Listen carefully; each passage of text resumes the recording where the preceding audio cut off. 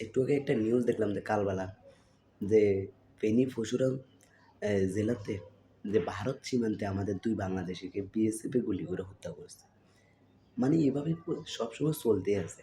কয়দিন পরে ওইগুলো, কয়দিন পরে মানে গুলি করে, কয়দিন পরে তাদেরকে আহত, কয়দিন পরে তাদেরকে ধরে নিয়ে যায় সীমান্ত থেকে। মানে আমাদের সীমান্ত থেকে তারা ওদের সীমান্ত ধরে, মানে দেশটা কি মুগের মূলে হয়ে গেছে?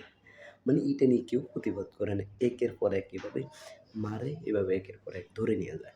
যে কয়েকদিন পর, পর এগুলা ঘটতেছে। দীর্ঘ কয়েক বছর আমরা এগুলার অতটা নিউজ পাইনি, অতটা সোশ্যাল মিডিয়াতে কেউ মানে এই ছড়ায় নাই যেভাবে এখন ছড়াইতেছে। আগে দেখবেন যে যেগুলো সংবাদ এই পত্র-পত্রিকা পত্র-পত্রিকা এবং সংবাদ টিভি ওগুলো আছে এবং নিউজগুলো আছে, নিউজ মিডিয়াগুলো আছে। ওই নিউজ মিডিয়াগুলো আমি কখনোই দেখিনি সহজে।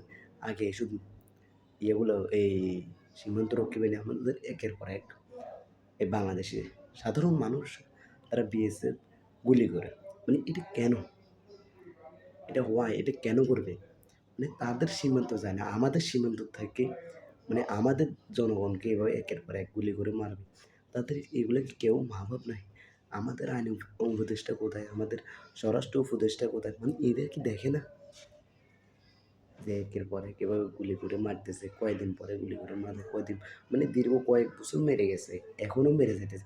তা আমাদের দেশ স্বাধীন করে লাভ হয়েছে কি? আমাদের মানুষ কোথায় আমাদের নিরাপত্তা পায়নি? আর আমাদের বিজিবি বাহিনীর কথা কি বলবো? তারা তালের কাঁতায় কালো দাঁড়ায় থাকে। এই প্রতিবারে বলে যে আপনাদের এই মানে কঠোর হুঁশিয়ারি দিছে। হুঁশিয়ারি কিসের হুঁশিয়ারি? ১ বার হুঁশিয়ারি, ২ বার হুঁশিয়ারি, ৩ বার হুঁশিয়ারি কিসের?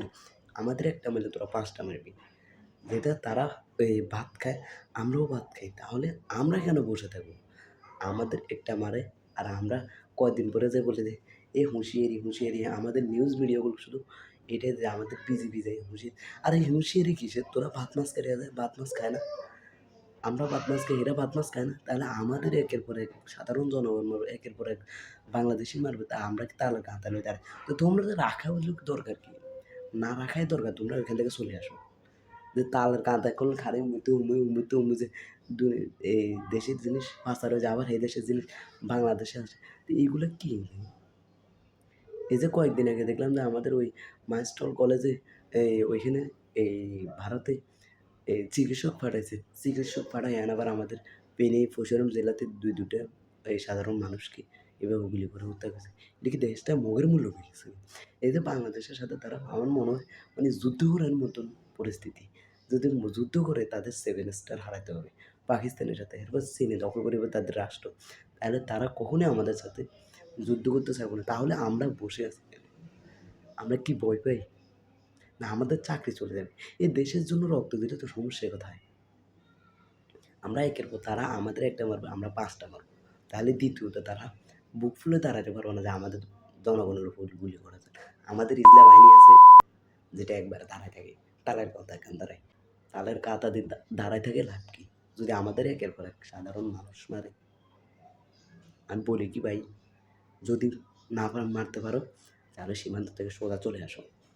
তোমাদের বেতন দিয়ে প্রতি মাসে কোনো লাভ নেই। সাধারণ মানুষ যদি নিরাপত্তা না পায় তোমাদের বেতন দিয়ে কি লাভ আমাদের?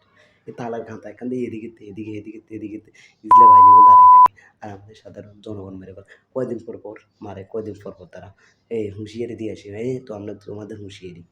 কুজুর হুঁশিয়ারি।